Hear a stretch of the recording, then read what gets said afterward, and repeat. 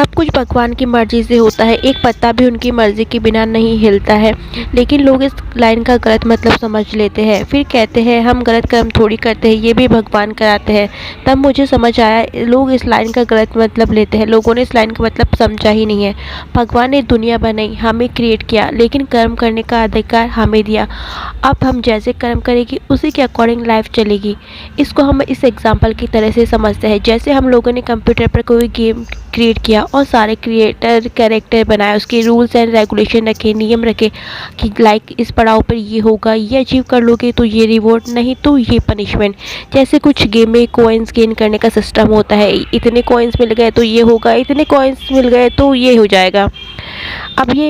अब ये गेम खेलने वाले पर डिपेंड करता है वह किस तरह से गेम को खेलता है, कब उसका लक काम करता है और कब उसका दिमाग। वो जैसे स्टेप लेगा उसके अकॉर्डिंग ही लाइफ के नेक्स्ट रूट बनेगा। ठीक वैसा ही हमारी लाइफ के साथ है, हम जैसे कर्म करते हैं वैसा ही हमें उसका फल मिलता है। कभी बुरे कर्म का हिसाब इसी जन्म में मिल जाता है, कभी अगले जन्म तक भी चला जाता है, पर हिसाब ज़रूर होता है। इसलिए भगवान को दोष मत दो अपने गलत कर्मों के लिए, उन्होंने सिस्टम बनाया है, पर खेल आप खेल रहे हैं। कर्म करने का अधिकार आपके ही हाथों में है, जैसा करोगे वैसा भरोगे, ये सही है।